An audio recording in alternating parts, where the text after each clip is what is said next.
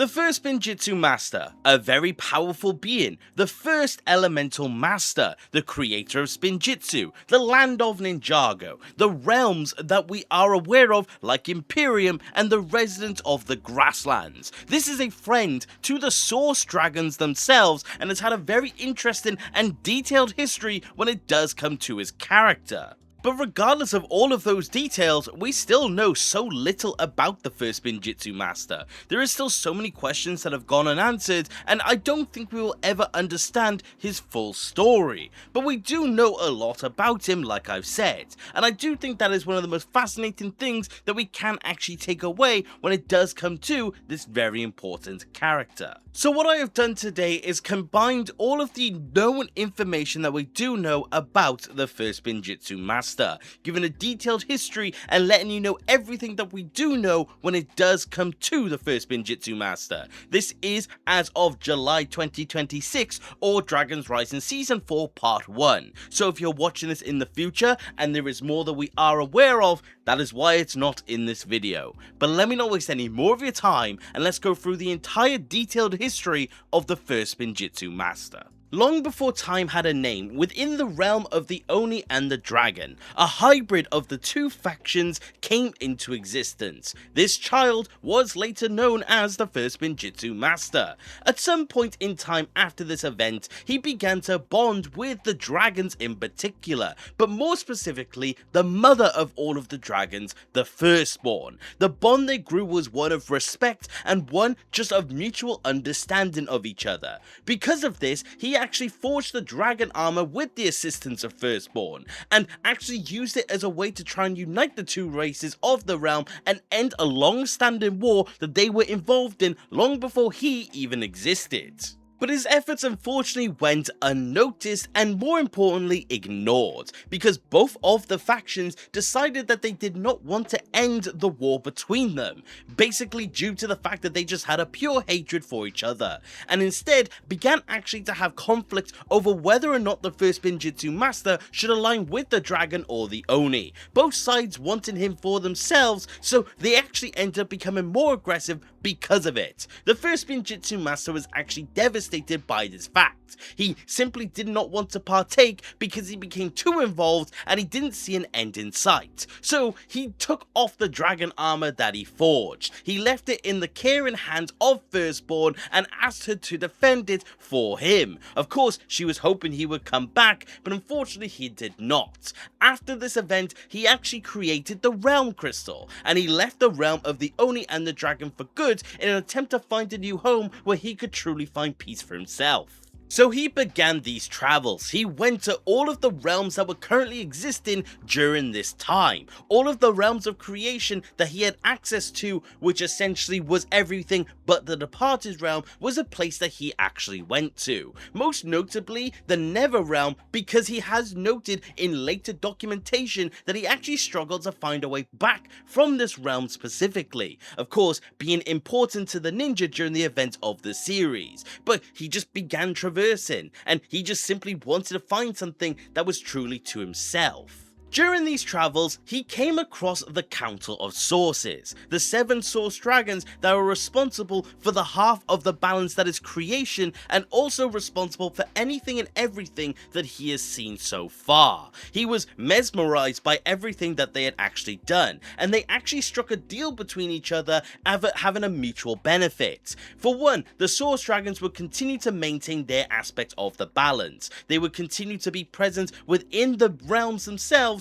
and in exchange, the first Spinjitzu Master would harness their elemental abilities, teach others how to use those powers, and essentially pass on the learnings of the Council of Sources. Both parties did honour this deal for a very long time, and because of it, the first Spinjitzu Master actually ended up mastering Golden Power. He ended up mastering all of the elements that he was given, apart from the two that he wasn't given, being Water and Wind, which you would later find out why. But the point is that the first Spinjitzu Master began harnessing his abilities, and he continued on his travels whilst doing it, and eventually he found himself coming upon a very particular realm.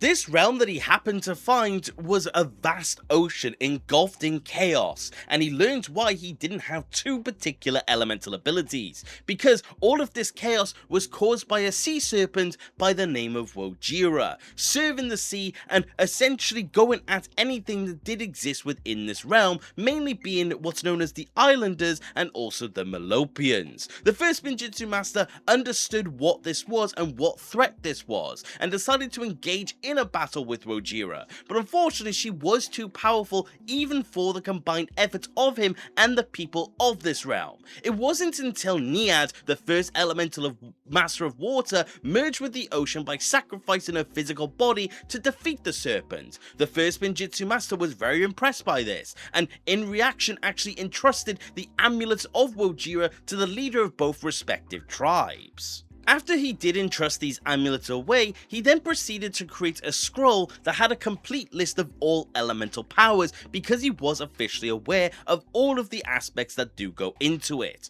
But during this list, he decided to not mention water or wind, and later he would actually inform his sons that this is just essentially because of the unknown nature of these powers. Because he personally didn't understand it, he didn't want to entrust it in terms of any sort of writing. But now with the seas at peace and calm, the first Spinjitzu master decided to forge 4 elemental golden weapons of Spinjitzu within the Temple of Light, and also using gold from the Golden Peaks. With these weapons, he created the land of Ninjago itself, and populated it with creatures from across all of the other realms, such as the Serpentine. But in addition to Ninjago, he would then later go on and actually use these golden weapons to create 4 other realms of creation. We only know of Imperium in this matter, but we know that there are 3 others. But Ninjago was in complete harmony for a very long time. But unfortunately, where there is light, there must always be darkness. So the other side of the balance did end up manifesting itself within this space, and this later became known as the Overlord, an evil spirit that was meant to be the counter to the first Spinjitzu master. He challenged the first Spinjitzu master to a battle for the fate of the world itself, and of course this leads on to something known as the Stone Wars. It is dubbed this because the first Spinjitzu master and the Overlord fought between each other for a very long time, and neither of them ever gained the upper hand because they were the perfect balance to each other. But the Overlord upsetted that balance by creating an indestructible army, and it actually did nearly overwhelm the first Spinjitzu master, and nearly the world did plunge into darkness. The first Spinjitzu master acknowledged this and actually used his powers to split Ninjago in 2, destroying the Overlord's physical form at that time and trapping his spirit on that island that he split off from the mainland. This became later known as the Dark Island. This rebalanced out the world in of itself and ensured that the Overlord could never return to Ninjago, whilst also allowing it to coexist to maintain its peace. With the Overlord banished, the first Spinjitzu master then sealed away what remained of the dormant stone army that remained on his half of the island. He put it in a tomb which was buried deep within the ground that was eventually underneath Ninjago City. He also left his golden mech at this time in the Temple of Light, in preparation that one day someone who is his worthy successor would later claim it. With the balance once again restored and peace once again in the time, we got to see the first Spinjitzu master begin to fulfill one of his other obligations to the Council of Sources, which is passing on his elemental gifts and teaching a new generation of people in the ways of the Sources. He selected certain mortals with qualities that he did deem fit, and passed on his powers to what is now known as the first generation of elemental masters, teaching all of his knowings, like Spinjitzu as well. But during this time, the first Spinjitzu master, whilst in deep meditation, actually foresaw and had a vision of a cataclysmic event that he referred to as the coalescence, but what we know as the merge, where all of the realms would collide and come together, resulting in untold consequences. He realized its immediate arrival and sought aid of the Source Dragons. Pleading them, he requested a portion of their combined dragon energy to create the Dragon Cores, which could hold back the coalescence distance and prolong any sort of exposure to what could actually come. When he realized that his time in the realms could potentially come to an end, he became aware that these cores could be misused as a byproduct of their creation, however, so he hid them within the Mother Garden, the Pinnacle of Crystals, and also the Wildness. And to make sure that no one could actually abuse this power like he was worried to, he designed a new enchantment which would ensure that no one could actually come at it unless it was his own personal descendant. The spirit of the temple would only reveal the location of the cores to a rightful heir, and the first Spinjitzu master felt at comfort knowing that this was the case. After this point in time, the first Spinjitzu master then also came across what is known as the Weapon of Desolation, an ancient relic known for manipulating elemental energy through unbalanced source dragon energy. Fearing its destructive capabilities and the implications it has in similar vein to the merge, he decided to split the weapon into two separate fragments, and he etched a spell onto a tablet that he later hid in the Realm of Eternal Dawn. He took these two halves and also hid them in separate locations, one fragment being within the Tree of Burdens and another fragment being within the Tree of Madness, hoping again that no one would actually find it. Also during this time, he encountered a young girl by the name of Nineko. I hope I pronounced that correctly, but she was actually stealing from the first Spinjitzu master, and even though he didn't have any sort of negative reaction, he in turn decided to actually train her. During this time, and over the course of the training, she turned 18, but the first Spinjitzu master noticed at this time that one of his katanas was actually missing. He accused her of stealing it, and she denied it being the case, but he decided that it was her and decided to not train her again. We aren't aware of what happened beyond that. A millennia passes by this point in time, and the first Spinjitzu master is growing old. Feeling his time would very soon come to an end, he decided to father two sons who inherited his elemental abilities. The eldest, Garmadon, with the power of destruction and the power of the Oni by extension, and the youngest being Wu, with the power over the forces of creation and also by extension the dragons. He taught them Spinjitzu and how to harness their own respective abilities, hoping that they would be a good manifestation and a good representation of the balance, hoping that they would maintain it like he did. He would tell his sons about the stories and the encounters that he has seen over the course of his time. He would tell them about all of the different lands and all the different people that he saw, one of the most notable being the Netherrealm, where he informed them that he did nearly not escape from that realm respectively, and that is how Wu was so aware of it during season 11.